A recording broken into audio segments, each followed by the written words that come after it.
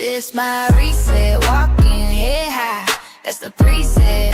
Got the J in the chair, you can breathe it. Exhale, we gon' turn that hurt into detail. This my reset, new page, new frame, hit the refresh. If you made it to the screen, that's a big flex. Type here in the box, that's progress. That's progress. You've been carrying that weight since the group chat. Smiling in the pic, but you knew that. Heart say break, mind say keep going. Now you in the lobby and the lights start glowing. Edge laid, hoodie on, still holy. Tear stains on the sleeve, still cozy. Black girl doc with the big gold hoops. Say your name and the shame get loose. This my reset, walking head high, that's the preset. The J in the chat, you can breathe it. Exhale, we gon' turn that hurt into detail. This my reset, new page, new frame, hit the refresh. If you made it to the screen, that's a big flex. Type here in the box, that's progress.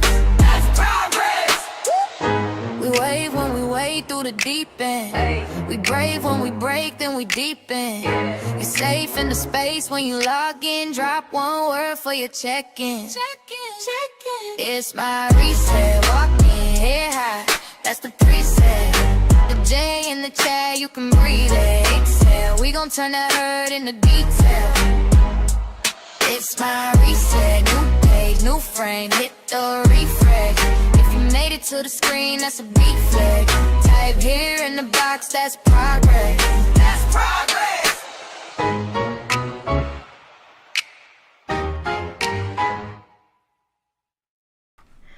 Hey y'all, welcome to the Reset with Dr. J. This is where we turn those WTF moments into breakthroughs. So this is on WTF Nation Radio every Sunday at noon. Whether you're locked in or you got me on in the background while you meal prep or clean or even just avoid responsibilities right now. Welcome back. Quick housekeeping before we jump in. I am a therapist, but I'm not your therapist. So this is a conversation, not treatment. If you're in crisis, call or text 988. They are available 24/7. The stuff that we talk about here is real and it helps. But if you're dealing with some serious stuff, get actual therapy. The show is like the appetizer that makes you realize that you may want the full meal. We good? Okay, let's go. So today we're talking about discipline, not the you just need to try harder kind of way. We're talking about what your brain actually needs to stick with things, the science of it. Why some approaches to discipline work long term and why others burn out. Because here's what I'm seeing. A lot of us are using discipline strategies that worked in one context, but our brains need something different now. And it's not about willpower. It's not about being tougher. It's about understanding how your brain actually works. And we're going to work with it instead of against it. So for those of you who don't know, I'm Dr. J. I am a therapist.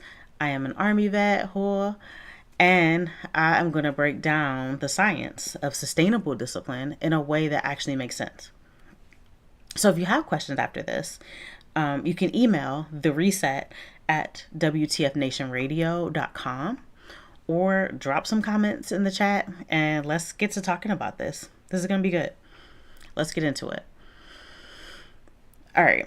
So let's talk about what's actually happening in the brain when you try to be disciplined.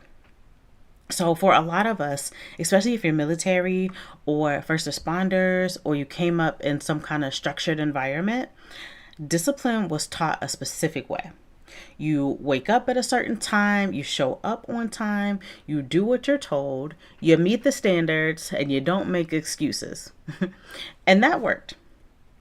In that context, it had to work, right? But here's what's happening in your brain during that kind of discipline. Your behavior is being controlled by outside forces. So you have your rules, you have your consequences, your authority figures, your structure. And so your brain is responding to do this or else.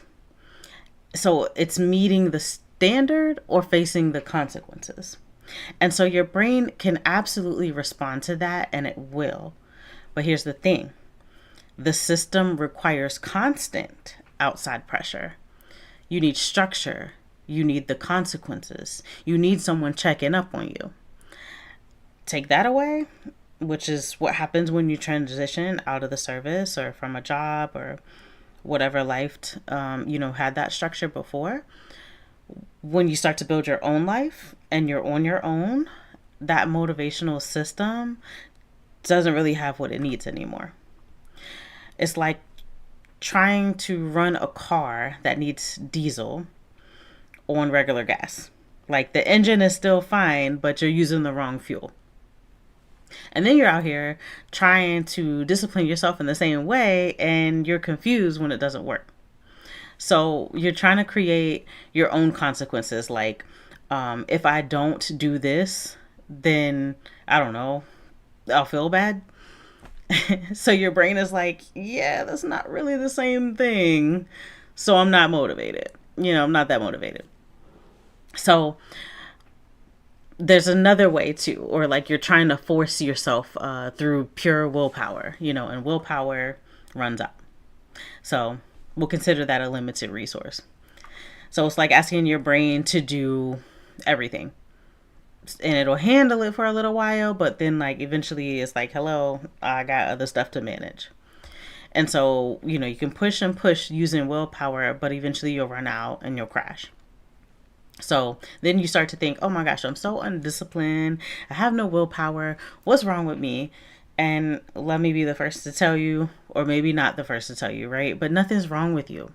You're just using a system that wasn't designed for the situation that you're in now. Your brain needs different fuel. So let's talk about that. What's really happening? Let me break it down to tell you the different types of motivation. So basically, there's two systems. You have your outside control, and this is where behavior controlled by external forces, right? So this is the rules, the consequences, the authority. And if you've ever been through like a basic training, you can relate or something similar.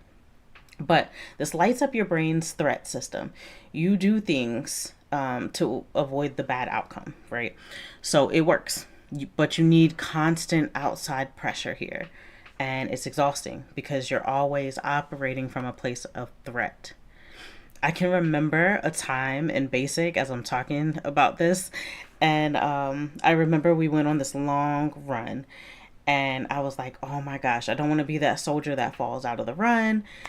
But also, I don't know where the heck we're at, and I'm not trying to get lost. So, like, when I tell you that motivated me in a way that I don't even know where that motivation came from, that was fear, okay? But that's the external. Like, I don't know what it will happen if I do not get it together. So I did. That's that external. And then you have this inside drive. And this is behavior driven by your own values of like what matters to you. So your brain's reward system is lighting up in a completely different way. You do the thing because it's connected to something you care about.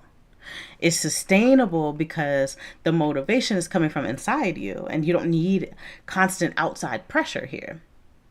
But here's where it gets interesting. Your brain's reward system responds differently to these two types of motivation.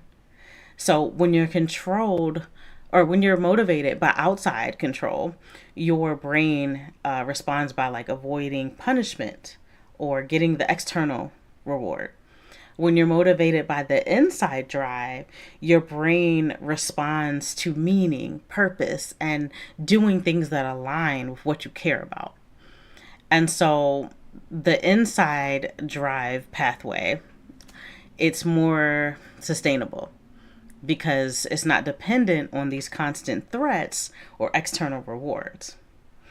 But there is a catch. You can't just force the inside drive the way that you were taught to force the external, the compliance there. You cannot threaten yourself into caring. You cannot punish yourself into being internally motivated. That's not how the brain works. But what you can do is create some conditions for internal motivation that to develop a little bit more. So you do this by connecting your actions to what you actually care about.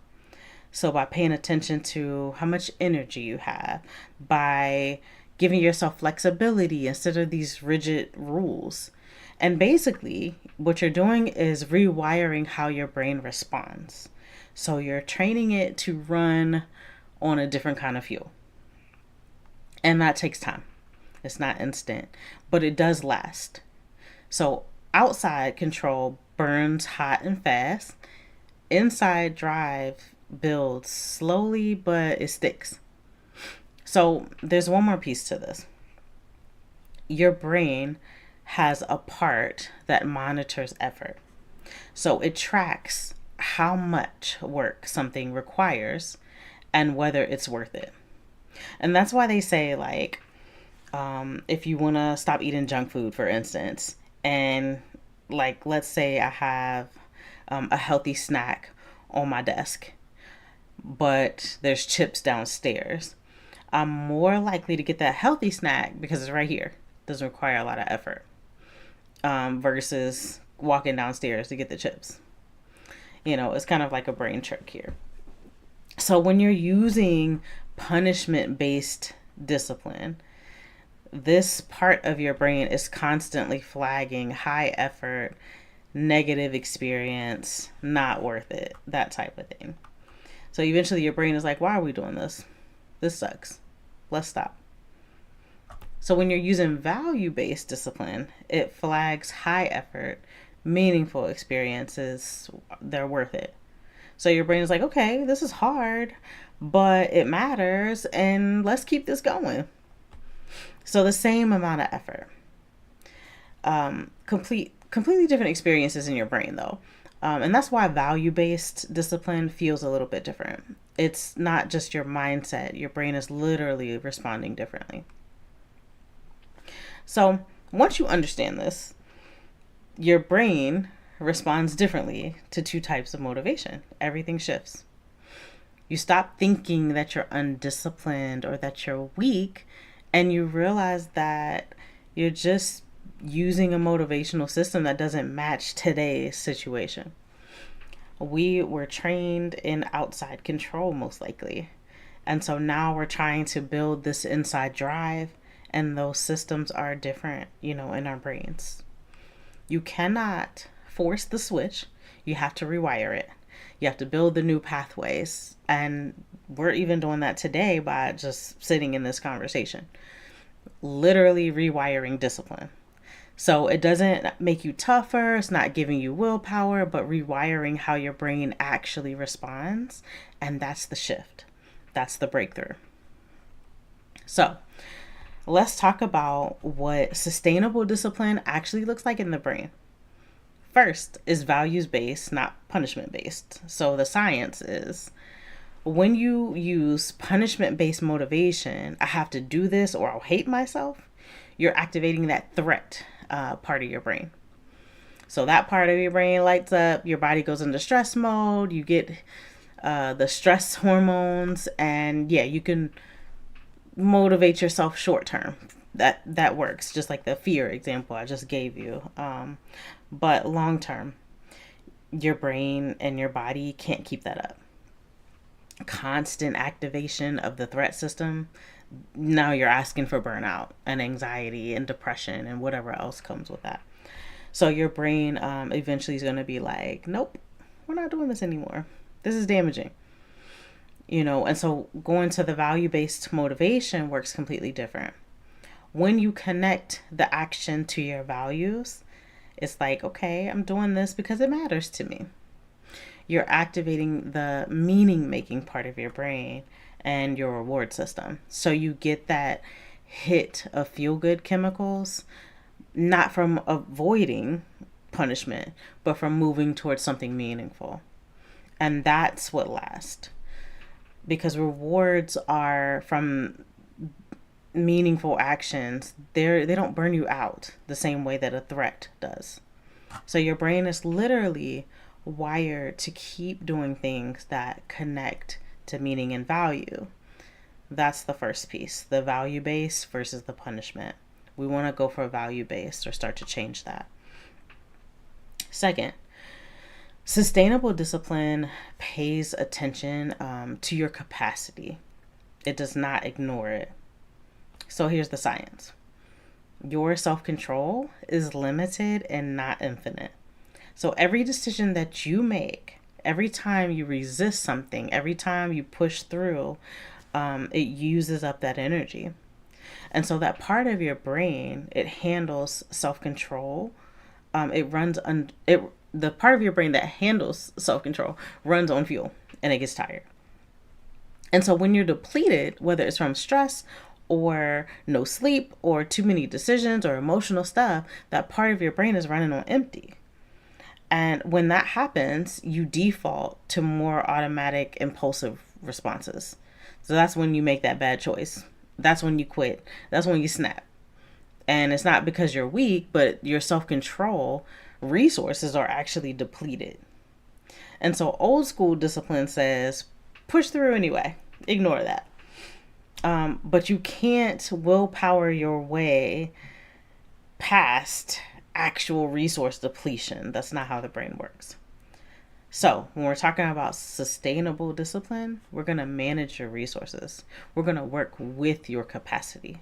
Some days you're well-resourced and you can tackle hard stuff. Some days you're depleted and your capacity is lower, and it's not a failure, it's reality. And so you just adjust. What do you do that matches your actual capacity right now? That's the second piece. So capacity aware, not capacity ignoring. Okay? And the third part of sustainable discipline, make it flexible and not rigid. Rigid discipline says, this is the plan, there are no changes, do it or you failed.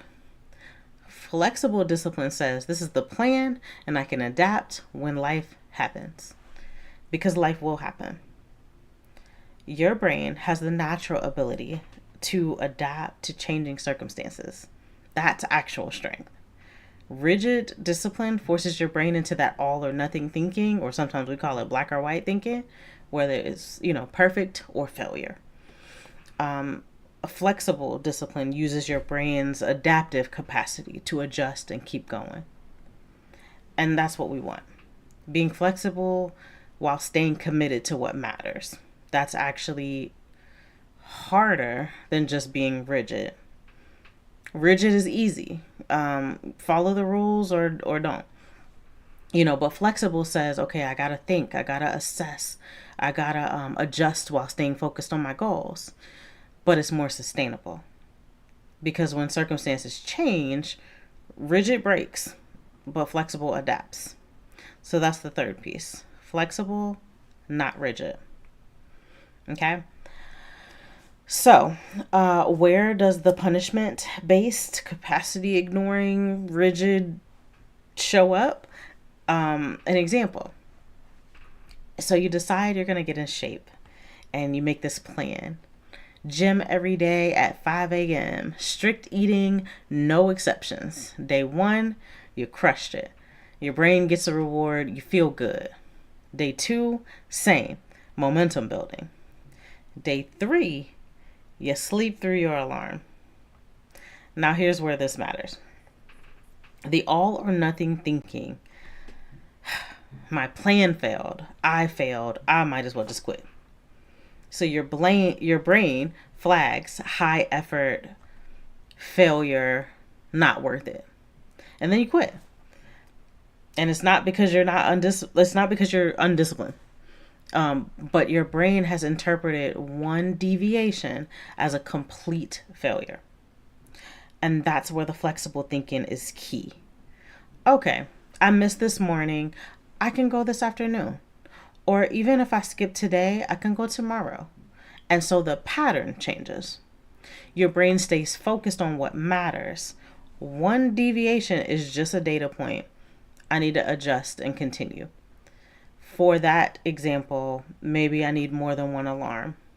Maybe I need to make sure it's loud. Maybe I need to tell Alexa, to come on or something. I can make an adjustment and continue. So the same situation, completely different brain response. All or nothing creates a very fragile system. Like when one thing breaks, the whole thing breaks. But flexible is resilient. It's like, okay, one thing broke, but I can adjust and I can keep moving. And there's a difference there. So here's another one. The punishment spiral. You mess up. You eat wrong. You skip the workout. You don't follow through. The punishment response, your brain activates shame. The threat response plus judgment.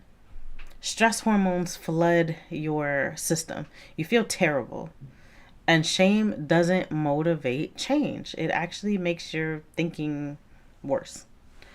So when you're in that shame way of thinking, you can't plan well, and you can't think clearly, and you can't do the kind of thinking that leads to actual change.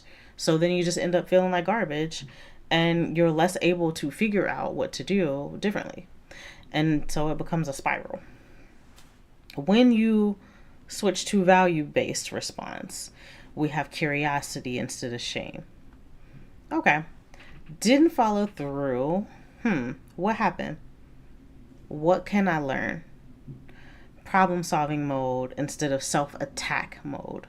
So it's no stress dump, no spiral. You're just collecting the information. You're learning, you're adjusting. And the brain stays functional and is able to make those changes. And that's how you build the lasting change. Okay. Last one. The capacity crash. So this is where you push and you ignore the signals that you are depleted. Your body says you're tired, you're stressed, you need rest. And you say, nah, I'm gonna push through. What's happening is that your brain, your thinking gets less fuel, less resources. It can't function at full capacity. I know for myself, after a heavy therapy day, I know exactly what that feels like. My brain is not working at full capacity. I don't want to make one more decision. Somebody might ask, well, what do you want to eat? I don't know because I just don't have it in me, And so like your stress response is chronically on, you're running on stress hormones. Your rest system never activates because you don't need rest, And so your body forces it. You crash, you get sick, you burn out. And none of that equals weakness. It's just because you ran the system past its limits. So think about, when you see that showing up for yourself. I know I can get into my entrepreneur mode I can go pretty hard. But then when I start to like get sick or something, I'm like, oh, usually I can look back and think like, oh yeah, I definitely pushed it. I definitely overdid it. So I tell everybody this, including myself. Rest is part of the process. Recovery is when your brain actually builds those new pathways. So we need that. You don't build muscle during the workout, you build it during the recovery, right?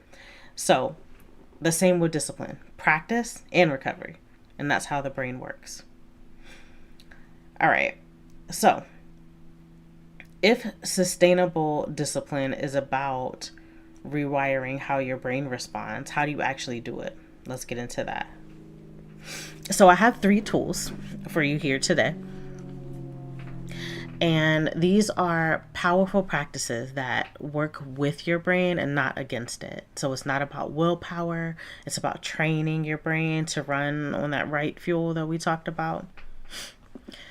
So I would like to say that, we can master these and everything else flows, but, we'll just try it. So the first tool is the values anchor. This is the foundation. This is how you rewire from the punish-based to the value-based. And without this, nothing else sticks. So this is really a game changer. What are you going to do? You're going to identify 3 to 5 things that actually matter to you. And it helps if, it helps if you write this down too. So Not what should matter, right? What does matter. Health, family, growth, freedom, creativity, service, connection, whatever's real for you. Write those down. Take your time.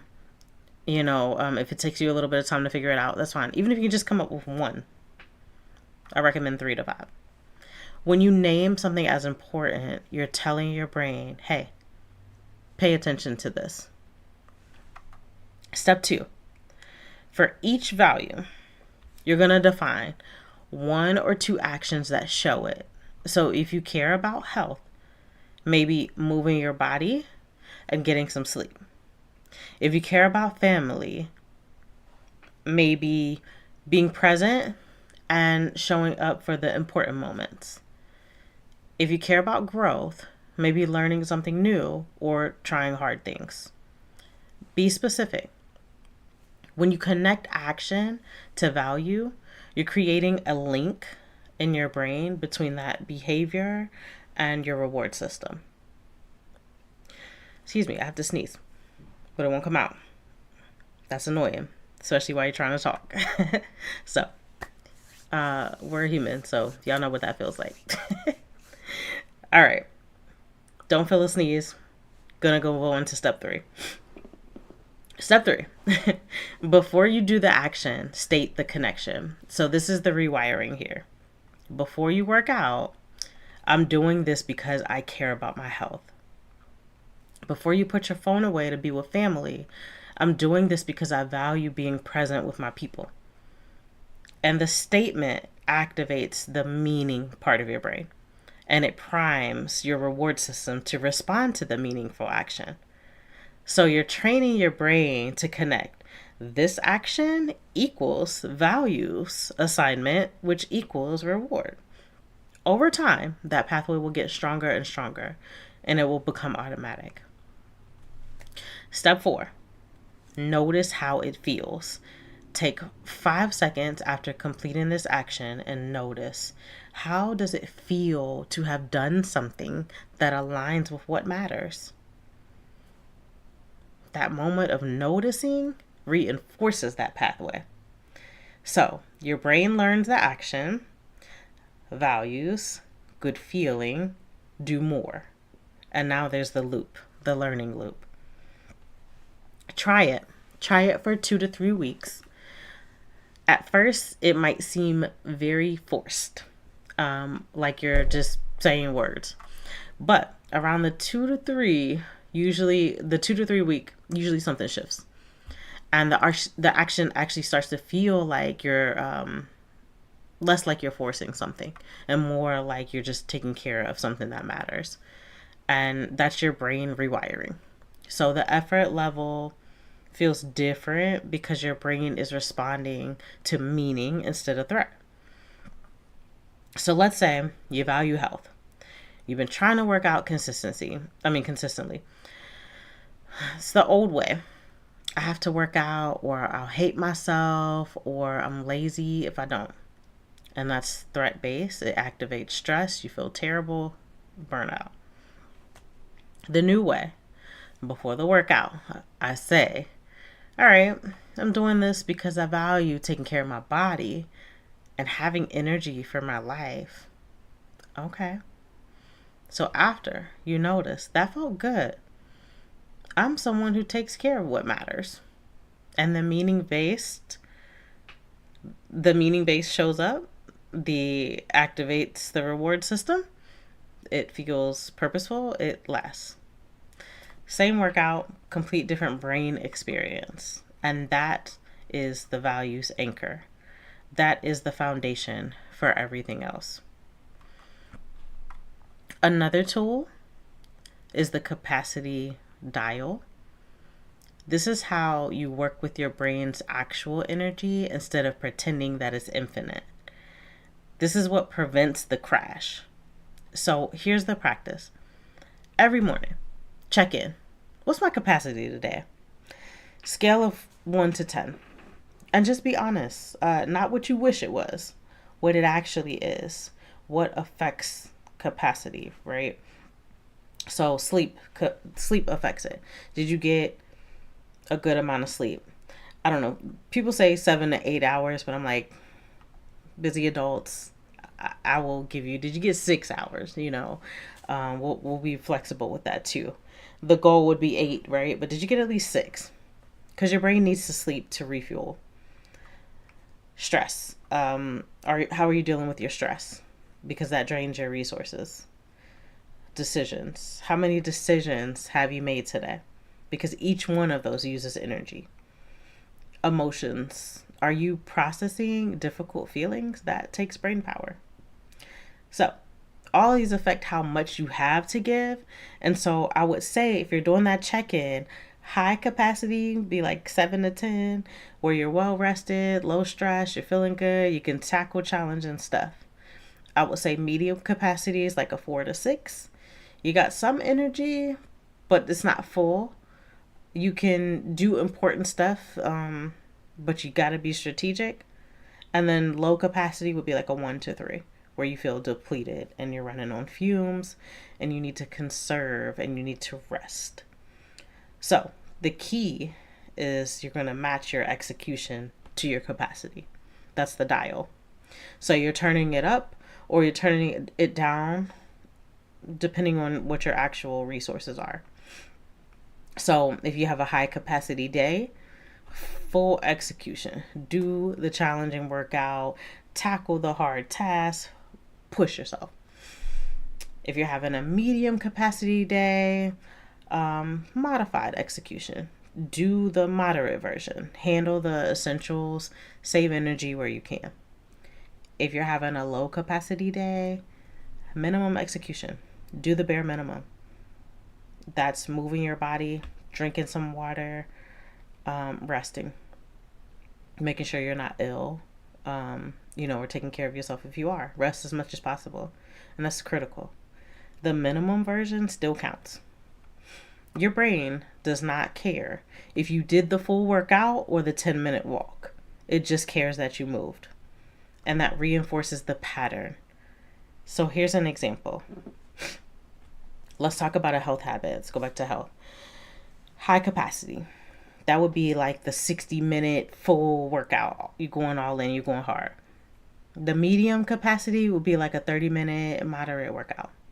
The low capacity, maybe that's that 10-minute walk. And now this is going to look different for everybody. I'm just giving an example here. Work tasks. High capacity means, okay, I'm going to spend 2 hours deeply focused in work. Medium capacity might be, okay, I'm going to spend 45 minutes focused at work. Low capacity, I'm going to spend 15 minutes and I'm going to just handle the essentials. And again, that will look different for everybody. I'm just giving an example so you can wrap your head around it. What was the other example? Oh, family time. High capacity, you are fully engaged, having this whole evening together. Medium capacity, we're going to spend 30 minutes uninterrupted quality time. Low capacity, I'm going to have a 10-minute check-in with each person because I'm sick or something like that. You always have the option.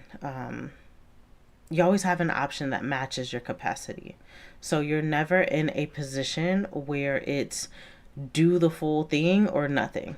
And that's what we're trying to train our brains to think a little bit differently. So the science of why this works, when you work with your capacity, you prevent your depletion. You're not constantly draining the tank. 2, you're maintaining the pattern. You stay in the game, even on the hard days. And then 3, you build resistance. So your capacity actually increases over time when you manage it well. When you ignore it, though, you can expect crash because you deplete yourself completely. 2, breaking the pattern. You're out for days or weeks. And 3, you lose ground. You have to start over completely or repeatedly. So that capacity management is strategic. It's the difference between sprinting until you collapse versus pacing yourself to finish that marathon. So check it. That's the dial, the turn it up or turn it down, if you can imagine a dial. Keep showing up. And then the last thing, the third tool, the weekly audit. This is how you continuously improve. So how you learn what works and what doesn't. Without this, you can just repeat patterns without learning from them. And so this is how, and you probably do some of this already, but I just want to map it out for those who don't, or those that could use a reminder. So this is how you get better over time. Once a week, same day, same time, do a 15-minute audit. I don't know, every Sunday when I watch the reset at 12, I'm going to do a 15-minute audit afterwards. So, Sunday evening or something, Monday morning, it doesn't matter. Pick what works for you. Put it on your calendar. Make it non-negotiable. Ask yourself 3 questions. Question number 1, what worked this week? What did you do that felt good? What moved you forward? What aligned with your values? And I recommend writing it down, even just the small stuff, especially the small stuff, actually. Maybe you worked out twice. Maybe you had dinner with the family 3 times.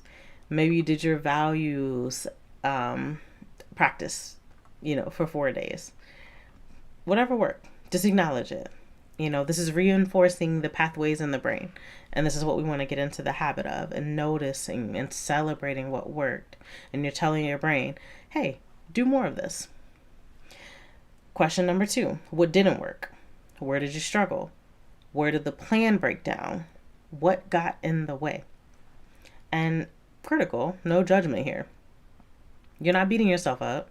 This is gathering data. Maybe you planned 5 workouts, but only did 2. What happened? Were you too ambitious? Was it your capacity was lower than you expected? What happened in life? Maybe you wanted to do the values activity every day, but you only did it twice. Did you forget? Was it forced? Did you need a better trigger to remember? It's just information. We're not shaming here. And question number 3, what am I adjusting for the next week, right? This is important that we keep track, because then we don't have to go like weeks without being mindful. Now we're like, okay, what are we adjusting for the next week so I can get better and better? So based on what you learned, what are you changing? Maybe you're lowering the bar. Instead of 5 workouts, you're going to do 3, because 3 is doable. Maybe you're adding support, putting your workout stuff out the night before so you don't forget. Maybe you're being more realistic about capacity. You're building in more recovery time. Whatever the thing is, just make the adjustment. Write down the plan for the next week, based on what you learn. Why this works is because your practice builds your ability to observe and adjust your own behavior. Most people just repeat the same patterns over and over again, and they never step back to ask, is this working? What could I do differently? And this weekly audit forces that reflection. Over time, you get really good at noticing patterns, identifying what's working, adjusting what's not, and continuously improving. You're not trying to be perfect. You're trying to get 1% better each week. And 1% better every week for a year, that's 52% better. That's massive. So this audit is how you build that improvement. 15 minutes a week, same day, same time. That's what works for most. Adjust it as needed. But celebrate what worked, learn from what didn't, and adjust for the next week. That's sustainable discipline, and that's how you actually build something that lasts. Okay. So 3 tools that will transform how you approach discipline. Let's recap. We have tool number 1, the values anchor, and that is rewiring from punishment to purpose, connecting every action to what matters. Number 2, the capacity dial. So you're going to work with your actual energy. High capacity equals full execution. Low capacity equals minimum execution, and always have an option. And 3, the weekly audit. You're going to reflect and you're going to improve. What worked, what didn't, what am I adjusting? Sound familiar? It's like an AAR for my military folks. Okay, so these 3 work together. The values anchor gives you the why and what makes it sustainable. The capacity dial keeps you from crashing. And the weekly audit helps you to continuously improve. So these three things, once you master these three, discipline stops being about forcing yourself. And it becomes about building something that aligns with who you want to be. So as always, I throw a lot of things out there because I know you can hit pause and you can go back and listen and you can take what you need and leave what you don't. But I always want to tell you to pick one thing to start this week or try this week or revamp this week if you're already doing these things. But if you're struggling with motivation, start with the values anchor. If you're constantly burning out, start with the capacity dial. See where you're at, what needs to be changed. If you keep repeating the same mistakes, start with that weekly audit. Pick one. Do it consistently for 7 days. The reset is on Sundays at 12. Use that as your check-in.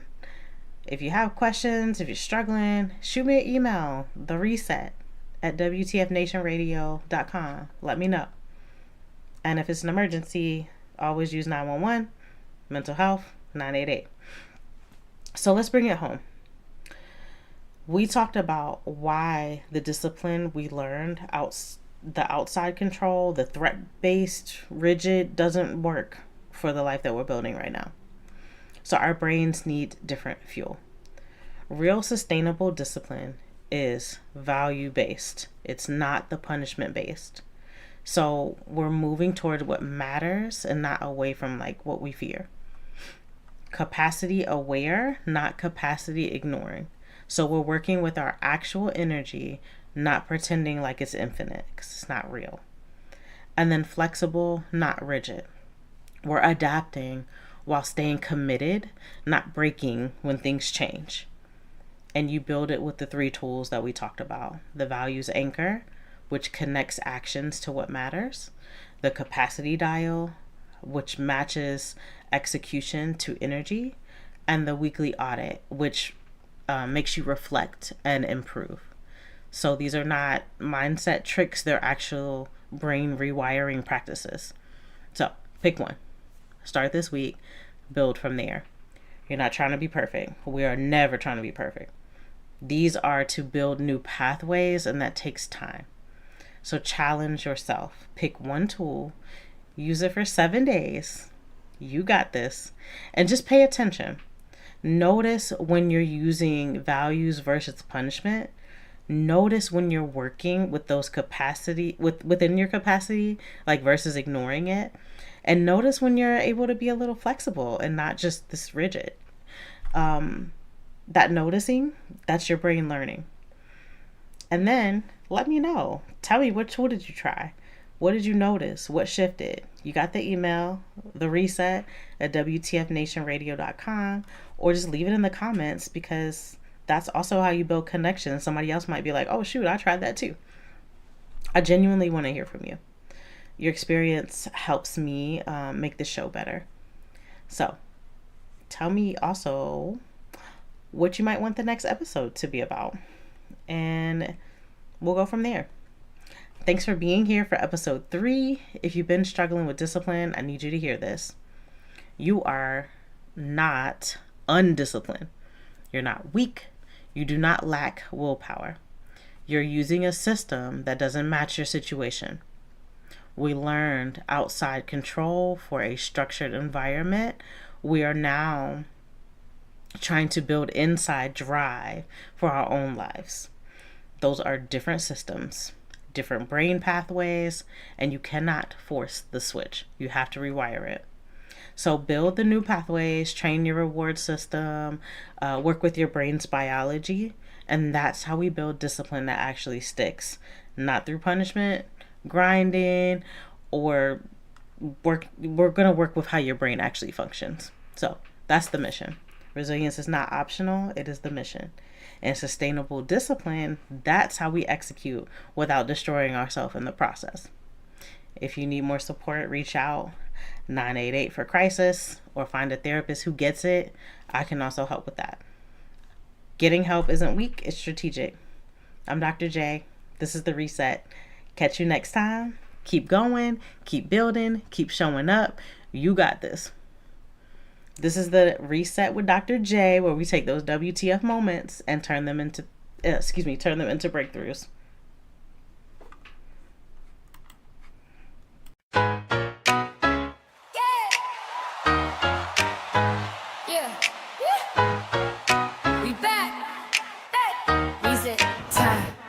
This my reset, walking head high, that's the preset. Got the J in the chair, you can breathe it. Exhale, we gon' turn that hurt into detail. This my reset, new page, new frame, hit the refresh. If you made it to the screen, that's a big flex. Type here in the box, that's progress. That's progress. You've been carrying that weight since the group chat. Smiling in the pit, but you knew that. Heart say break, mind say keep going. Now you in the lobby and the lights start glowing. Edge laid, hoodie on, still holy. Tear stains on the sleeve, still cozy. Black girl doc with the big gold hoops. Say your name and the chain get loose. This my reset, walking head high, that's the preset. The J in the chat, you can breathe it. Exhale, we gon' turn that hurt into detail. This my reset, new page, new frame, hit the refresh. If you made it to the screen, that's a big flex. Type here in the box, that's progress. That's progress. We wave when we wade through the deep end. We brave when we break, then we deepen. You're safe in the space when you log in. Drop one word for your check-in. It's my reset, walking head high, that's the preset. The J in the chat, you can breathe it. Exhale, we gon' turn that hurt into detail. It's my reset, new page, new frame, hit the refresh. If you made it to the screen, that's a big flex. Type here in the box, that's progress.